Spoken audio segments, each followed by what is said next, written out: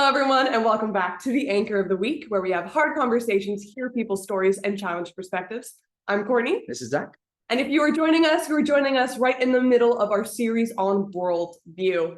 I am super excited. We've been having some really awesome conversations with people that have different worldviews or have come from different worldviews, and today is no exception. We are joined by a very special guest who's calling in all the way from New York. We have Rob. Hi, Rob. How's it going? Good. How are you?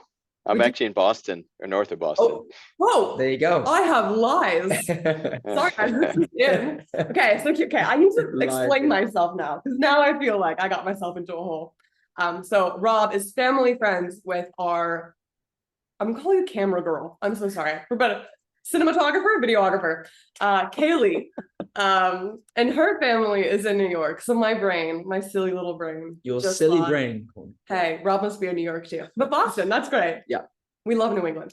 But yeah, so we are super excited, Rob, that you are here from wherever in the States that you are, that you have joined us. And basically, Rob is here because he works with a Christian Development Organization in Central Asia.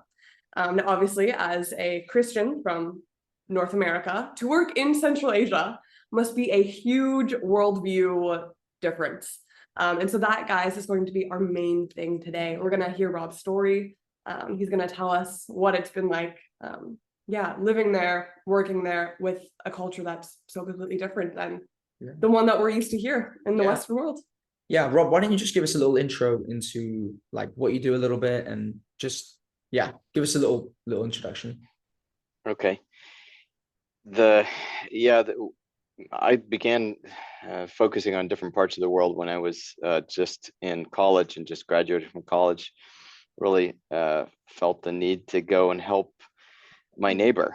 And Jesus said, whoever you see in need, that's your neighbor.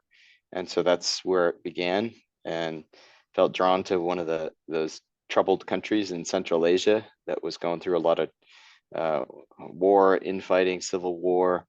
And there was a way to help, and that was working with a Christian Development Organization that's been working there for tens of years by then, and began working there. Started with learning language. My wife and I joined in '92 and started learning language, and then worked in the country, had all of our 3 kids there, and went through the civil wars with them, but working with hospitals and doing development work, starting up specialty hospitals around the country, and focused on that. And that was our way to bless them and to love our neighbor who needed it. And so that's just the beginning of the story. There was other things that happened after that. We had a long break. We had to leave after first 6 years, and then came back again for another 10 years. Wow. So it's been mostly in that same field, but branching out into other development project areas. In a really difficult place. I mean, I'll say it openly here. It is Afghanistan. They welcome us as NGO workers, and even avowedly Christian ones, because they respect that we believe and that we share books. They consider our books of the scripture part of their scriptures. They respect us because we fear God, and we have that in common. That's so interesting. Yeah. So there's some similarities in terms of I don't know, on the outside, but do you want to give us a little kind of overview of like what their worldview is? What's it like in Central Asia? And kind of, I guess, the difference between, I guess, ours and theirs, if you like. Yeah, well, it's a partly a tradition and partly religion that they have within Islam. I think it's safe to say wherever Islam has gone, there is a very strongly entrenched worldview that is connected to, we'll say, 6th century Arabia, and that is, using a fancy word, sacralized. There's a sacralized lifestyle of that time that is in many ways to be emulated, because their prophet was the one whose life exemplified what it meant to live as they understand it, as one submitted to God. And I can respect that. I do. Afghanistan is one of those countries that has adopted it at times in a very diligent, very adhere to it very closely, depending on which government was in power. So the period of time that we worked there was a civil war, and they were very much trying to adhere to that worldview, though more loosely than the next group, that when the Taliban came in the first time, and they were very, very strict about adhering to that, both good and bad. And we saw both. Yeah. Wow. I think even right there is so much to unpack. And I don't know, like even just the experience that you had, or what you just said with the Taliban, and also like the war-torn aspect of that as well. Because you mentioned war-torn at the beginning, and how that kind of definitely like shaped, your experience and their experience as well. And how would you say that maybe being in a war-torn country like kind of shapes people's worldview in that sense, from your perspective? Yeah, I think that starts to really get to the heart of it, because worldview is the lens through which we see life, and a lot of that core is built around what is ultimate reality like? Is there an ultimate afterlife? Is there a theocratic being? I mean, what is it? Is there or isn't there? And what is it like? What is that person like? And I like to use the example of, there was one day I was at one of our hospitals, and it had been suddenly closed by the Taliban, and we were very frustrated that they arbitrarily had closed it because of minor infractions of their Islamic law. And I was talking with one of my Afghan coworkers, and he was coming over just after talking to one of the Taliban religious young men, and he was shaking his head, and I was like, "Oh, what's going on?" And he said, "Well, I asked him, why they closed the hospital," and he explained it. It's because of this minor infraction. And then he said, this young man, this young Talib, it's a man, Taliban is plural. So this young Talib had asked him, he said, "Why do you guys treat people for diseases? Why do you give them medicine, give them treatments for things, do surgery? Because if it's Allah's will for them to go, say, blind, they'll go blind. And if it's not his will, they'll get better. So why are you interfering with Allah's will?" And I was both staggered at the same time. I'm like, oh, I just thought to myself, well, this really gets to the heart of the issue, because this is how we see the world very differently. And I said, that is a very astute young man, because he actually is trying to think through, given the reality that he was taught about what is ultimate and who that divine being is and what he's like and how he interacts with the world. He's trying to work it out logically, consistently, that if everything has been fated and it's unchangeable, you shouldn't interact, you shouldn't do these things. It's not worth it. And I said, and it took me actually years to think through it. Okay, so where do you begin to make an impact? Well, you have to change who's at the core of that worldview, and think, that's not the way that we understand who God is and how he interacts with the creation. And there's a better explanation, I think, and to why you should do these, help people.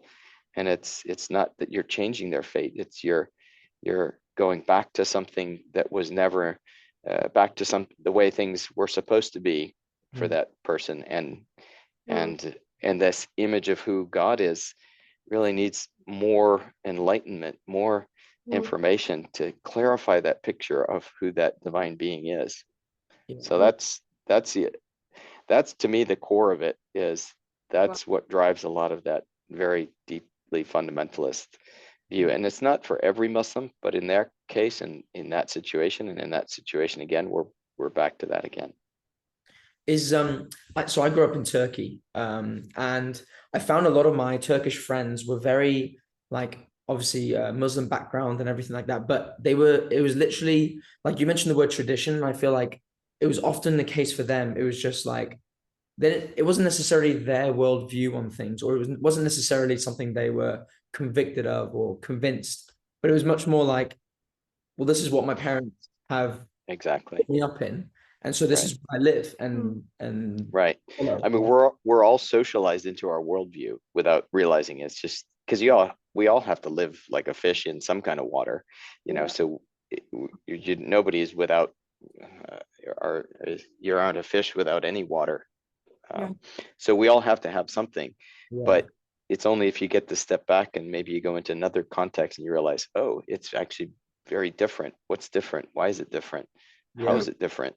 And then you start to realize, oh, actually, I have some choice in this matter. I don't actually just have to follow what I've been given. I have a lot of choice now, Yeah. or maybe not, based on how strictly adhere to it. Yeah. Are those conversations tough? Because like for me to stand there and be like, mate, like this is just what you're not even convicted by anything. You know, that's a different conversation. But what were your conversations like in like how do you approach two different worldviews? And it's almost like obviously you're not stood there like you have to believe mine, but how do you kind of, what we say is attack the topic, not the person. And it's very much like Right. challenging them on what they believe. Yeah, What that's a great question. how was that just going about Mm. your business in that sense? Yeah, great question, Zach. I just say one of the things you have to do is they have to see it before they hear it. Mm. You have to demonstrate it in many ways, and that's exactly, I look to Jesus as our model of not just theology but methodology. And it's like he loved people practically. He Mhm. cared for them physically. He fed, healed, drove out demons, calmed the water and the wind. There were all these things that he did, and then he used words alongside of it to explain what it was about, and that he had the authority to do these things. And it was in a demonstration of God's love for them, and pointing to, this is the way I want to change the world back to what it should have been. And this is just a foretaste, a little sign of what's the bigger picture that's coming, and I want to remake it in that way. So yeah, I have to see it in deeds first in many ways. And Wow. words are always important. You got to explain what it's about. Mhm. But that's how conversations always began. It was like, wait a minute, why are you guys here doing this in a war zone? What Mm. what is that about? And then you get into the conversations of like, yeah, you're my neighbor. What do you mean you're my neighbor? Well, God told me to love him and to love my neighbors myself. And I saw you were in need, so I wanted to come help. They go, yeah, I don't get it though. And then you go into more conversation, but it's okay to leave people curious, because that's what, based on your behavior. But then when your words start to match what you're doing, Mm. they go, I get it. I'm starting to get it. I get what you're talking about. You're not just saying the right words about God, you're actually living it in a way that, okay, now I start to understand. Maybe there is something different. And that's a good place to start. Yeah. That's awesome. Yeah, that is so cool. That's so good. I Yeah. loved that. Yeah. No, and I think like it also like models really perfectly. Like, because I don't know if you're familiar with like the 7, questions that every worldview must answer. There's also Okay. each one that like has been added is basically like, well, then how do you live that? Because if we say like we profess to have a worldview, but then our actions show it different, then we're all hypocrites, right? Yeah. So I think that's really cool, because what that does is that just cements what you just said. Kind of like this 8th question of like, okay, well, if you believe that, then you live that, and how impactful that is. Because we could sit here and we could debate and we can have a conversation, for hours. But if, as you said, if you don't actually show that worldview, then what is the point, essentially? So that is really cool and really encouraging for me. Yeah. Well, and just to bring it back full circle to that first story I told about the Talib who was asking questions about, it was actually at an eye hospital, but and I thought, what did God say about people who are blind? Well, he wanted to heal them. And that's exactly when Jesus was asked that question, it's from the book of John. who sinned, this man or his father? They asked, the disciples were asking Jesus, and he said, "Yeah, that's not really what it's about. It's about, bringing glory to God, and I'm gonna show you what God thinks, that this was not about a specific sin, or this is what he can do with the terrible effects of sin." And he healed him. And I was like, that's the answer that I wish I could have thought fast enough to give that young man who had asked that question, and walked him through and said, hey, there's a way, and there's a whole understanding of how God interacts with the world that's different. And it's exemplified in this guy that I follow. And this is actually what he did when he found somebody who was blind. And he didn't stand for it. He said, no, it's not supposed to be that way. I'm gonna show you. Yeah. This is how you change it. Yeah.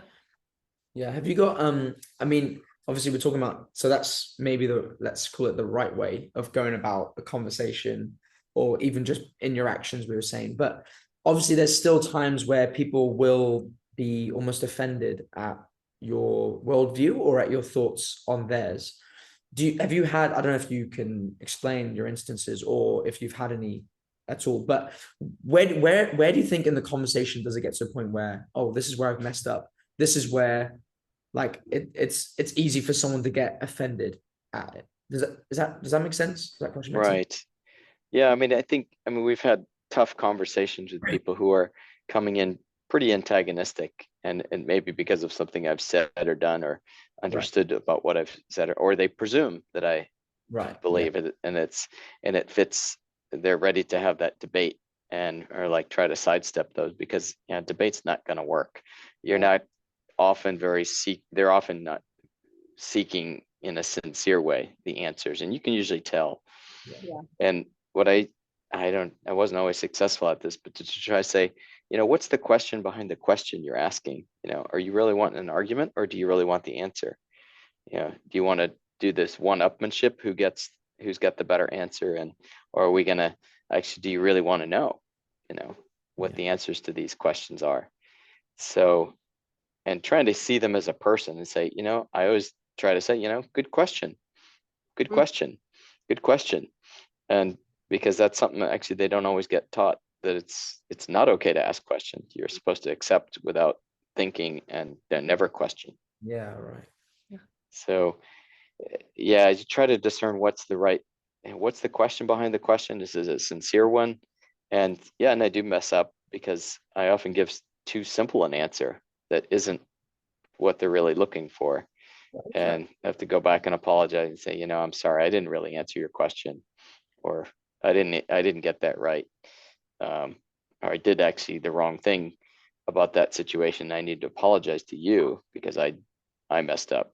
So please forgive me. Wow. So forgive me. That's a big one. That doesn't always come in every culture. That takes It's not easy to practice. Yeah. What's that? Yeah, that takes so much humility as well, to actually to go back and be like, hey, like, I did not answer that right. Like, I don't even know, even my day-to-day with people that I know and I like, trust. I don't even know if I would do that, but I mean, I should do that, but that's amazing. I've because sometimes I'm in conversations with people with different worldviews, and I just find that they're not like really related to what you were saying earlier. Like, it's almost like a debate, and it's like, and I'm like, why are you asking the question? Why are you really asking? Like, and it's almost like, do I keep continuing with this conversation? Is it actually worth like each other's time, really, or am I just feeding into like what they want to prove almost? And it's really interesting because it's genuinely been something I've actually really thought about a lot. Is like, in those moments, is it worth continuing? And I know the simple answers are like, speak truth and kind of share what your thoughts are and go about it in a wise way and like give them the space to speak. But sometimes I'm almost like, if this is going to be a waste of my time, I might as well just cut this conversation as soon as I can, because it's almost like, is there a point to it? Really, I guess. But I don't know if you have thoughts or you have thoughts. Do you see it as like, well, any conversation is a conversation, or are you sometimes like, okay, this isn't feeding anything healthy, I guess? Yeah, that's a good question. Actually, it's shocking probably how few deeper conversations that were directly about challenging things like that we had, because it's also part of the worldview is that you don't ask questions and you don't ask. And if we get into anything that's too, we'll say religious, that they know that's off limits, they're like, no, I can't talk about that. I don't know. I can't hear. I can't speak. I can't do Yeah. anything. Go ask a well-educated religious person for the answers to those things. So we would actually kind of always hit that wall.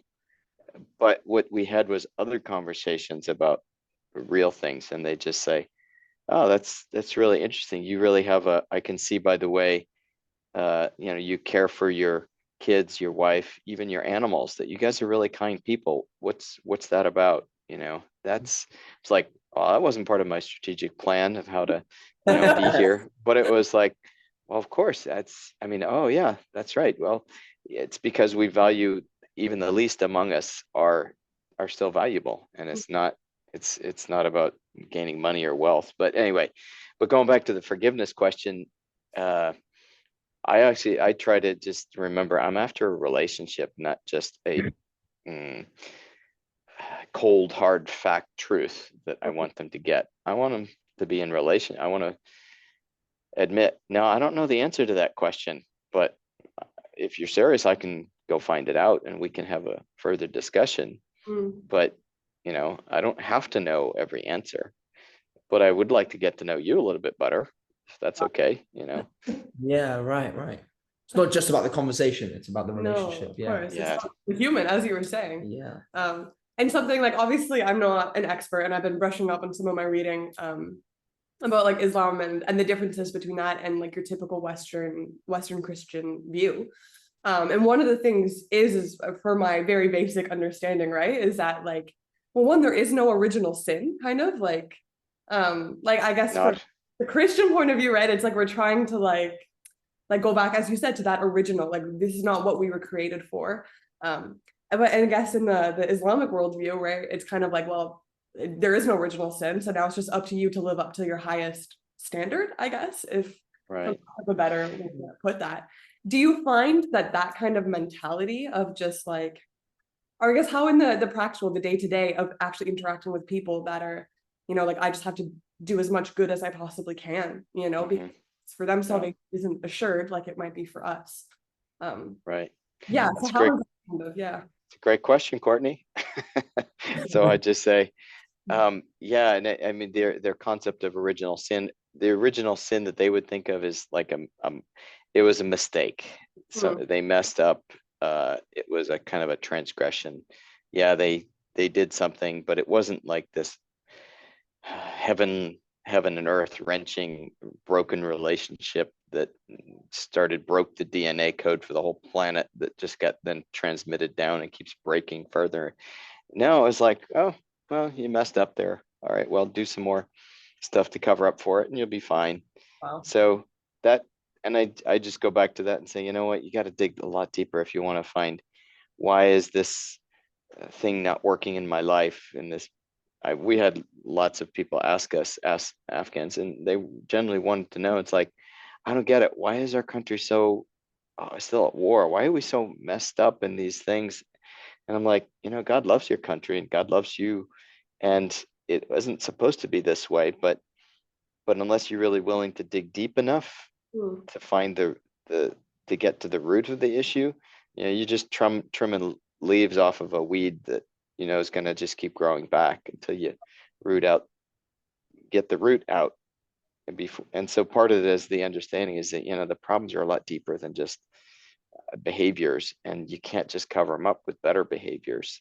That kind of helps, but it's also not really getting rid of anything. So those are the kind of conversations I long for a lot, but I didn't always get to have. But I think we had them in just our normal conversations and just demonstrating and just being in relationship with each other. I loved hanging out with my Afghan friends, and it didn't have to be a confrontational thing. They just get to open their heart to you, and then you get to talk about the real stuff. And that was like, okay, that's what God kind of wants with you too.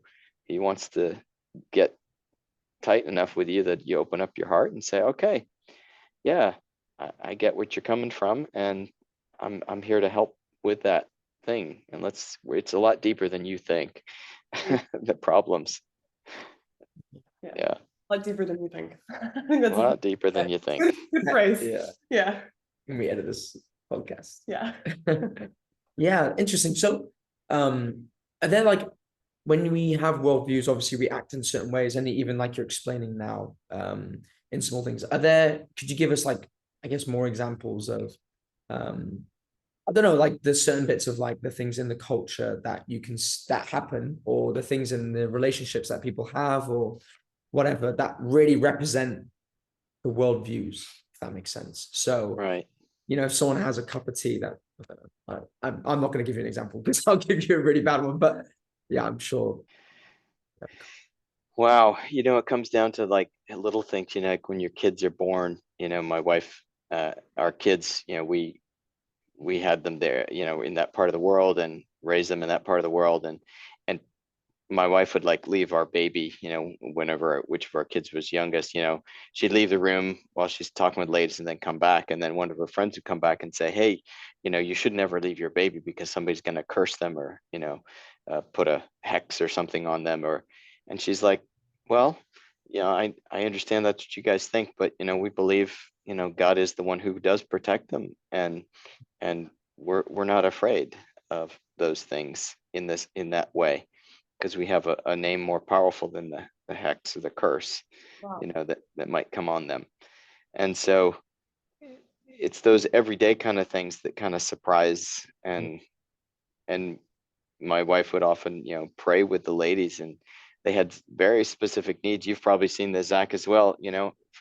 Infertility, not being able to have a baby, or a baby girl or a baby boy, whatever they didn't have yet. They want that next one to be that other one that they didn't have. So they praying with them for those things and watching God answer. And sometimes it's surprising that God doesn't answer, but they still got the fact that, oh, you mean you can just pray right now without facing a direction, without washing? You mean God accepts you as you are right now?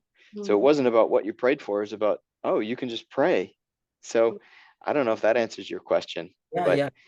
The small things, it's like, oh yeah, I forget. It's really, yeah, that's right. Of course you have to go do it in a certain way. And no, it doesn't have to be that way. Yeah. So good. Yeah, bang on. Yeah. Brilliant. Amazing. Well, Rob, I don't know if you have any kind of either any final stories that you really want to share, any final thoughts of just kind of things that you thought were important for us. Thanks. Yeah, thanks for that opportunity. And yes, I would say, this comes from one of our friends who has changed his worldview, has changed his faith, and has come to understand. And even working with us for years, he would say things that he heard that Jesus said, like, you should turn the other cheek. When someone strikes you on one cheek, turn the other cheek. And he'd say, there's no way that'll ever work in this culture. No way. Forgive your enemy. No, that'll never work here. We don't even know how to say that in our language almost. So that was his first opinions of things. And then after a while, he thought about it, and years of meditating and thinking on it, he came back and said, that's the only thing that'll change our country. We don't have that concept of forgiveness. We don't have that concept of turn the other cheek, or Father, forgive them. Wow. But they know not what they do. Wow. That is, so my question. That's what gets me. Yeah. It's I like, can you're see. right. You're Yeah. right. That's exactly what it is. Yeah. First of all, it's beautiful. I mean, honestly, So, super when it's gotten to that level and they go, there's some real deep transformation happening there. And he's like, yeah, this is what I want to tell my friends. I want to tell others that there is a better way, and it's not a endless cycle of violence and hatred and a punch for a pinch, always escalating the violence into another level. He says, you know what, there is a better way. And it takes like yeast working through the whole dough. It's eventually gonna get there. Yeah. And it becomes pretty powerful when it works its way into the dough. Wow. And it's happening. There's transformation happening, one life at a time. Yeah. There you go. And I think what we were talking about earlier is very apparent in this, especially because it's obviously at first it was like this, but then over years of relationship and more conversations and stuff like that, like when we do have these more challenging conversations, it's not just words that we're pushing out. It's also a relationship that we should seek as well. I think that's what I'm really taking from this is because it's very easy to be like your worldview, my worldview. Let's use words and exchange words to just come up with some kind of medium or understanding. But it's actually relationship. That's so key. And it's in person. And keeping it just as Jesus did incarnation, you have to live it out and in a way that demonstrates what you're actually talking about. And when those words and those actions start to sync with each other, people go, oh, okay. They don't always agree, but it's not just an intellectual exercise. It's actually a life. It's like, okay, I know what you said, and now I see what you did. I get it. And I think I get it. I want to know how to walk that out now. So we're very bad at that many times, but sometimes God uses us despite ourselves, and we make some impact. That's the truth. Yeah. And the simplicity, I think, of that as well. As you said, you're just living your life, based on the convictions of the way that you see the world, and how that really does impact other people. Because I think, as the common theme of what we've been talking about is how we can make it into such a big thing. And you said so many arguments and so many questions, but I think as well, one of my big takeaways from this conversation is just that simplicity of living, like, holding to your conviction, and how that actually does like open up so many things for so many other people, and how it's not the argument. And that is exactly why we are here as a podcast, because it's not about the argument, but it's about seeing people and just even hearing from you and just the way that you talk about, the people that you've lived with and that you've worked with and that you've encountered. Like, it's so clear to me that you care about the people. And that is such an amazing thing. And I think everyone can take even just a note from that, and how that is. So that's well, thank you guys for talking about worldview, because I think that's really key. And most people don't understand really at the core of your worldviews are different, really profound views that you need to really dig down and look at and examine and say, do I believe in a God? Yes, no. Do I believe, what is that God like? And how would I know what that God is like, or divine being, or am I just in a cycle of reincarnation, or am I just supposed to follow a philosophy where I'm the center of all things? Or maybe I should really think about those things a little more deeply and seek some understanding from somebody else. So thank you guys for asking those really good questions. It was really nice to be with you guys. We love it. Now I have one question that you'll be able to fully answer, but I've been thinking about it this whole time. But as their father, you have to have some insight. But what was it like for your kids to be raised? I don't know if they talked to you about this or whatever, but like obviously in such a unique culture. I don't know if they've told you anything, but we talk about it all the time. Yeah. So any words from the kids on this? Oh yeah, I mean we walked this together, and we've gone through a lot of joys and a lot of hardships together, and it's bonded us in many ways.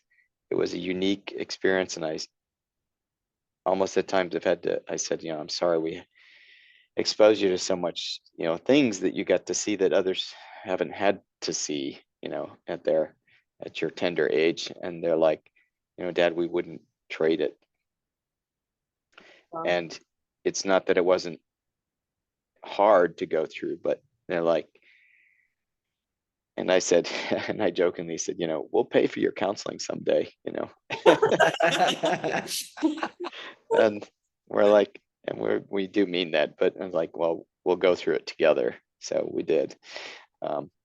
There is stuff that, it's like they got to see a whole different part of the world and understand things at a level that most people don't get to see. And it's like, they carry it with them. There's points of pain that we all share together, and some things they were hurt more than others, than we were, and things that even now our son went back and worked for a while there, would like to go back again.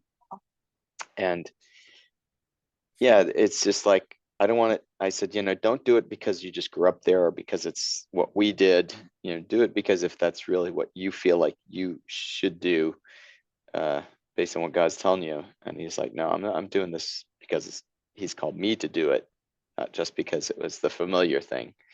So, and others, they're like, I don't know if I could ever live there again. It's a place that we love, and it's also the time for it kind of has passed for the situation they loved, and it may come back again, and we'll always go back, but it's part of their blood. Yeah. It's in their blood. This, I'm sure, for you, Zach, as well. It's in your blood. Yeah, it is. I can confirm. Yes, it's in his blood. Yeah. I bang on about it all the time. So Yes. I mean, there's a good Afghan proverb, maybe this is a good one to end on. It says, to every man, their homeland is like Kashmir, meaning if you grew up in the most desert, barren place, but it was home, it's like the most beautiful place, like Kashmir, to you.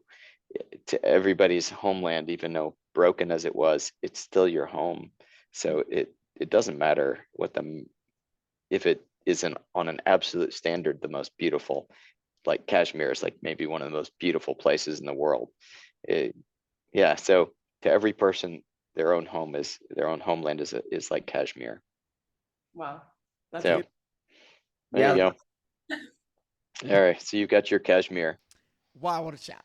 Such a great conversation. That was so good. Yeah. Yeah. Genuinely really encouraged from that. I know. So thank you, Rob. Yeah. And I think there are things even that we can even take into our next episodes about worldview as well. I think it's a great one to have kind of here in the middle. And hopefully you guys are also encouraged and challenged, to have these conversations as always. Yeah. But in a way that values the person. I love it. That's what we've been saying this whole time. And here we go. Yeah. Lots of takeaways. So much to take away.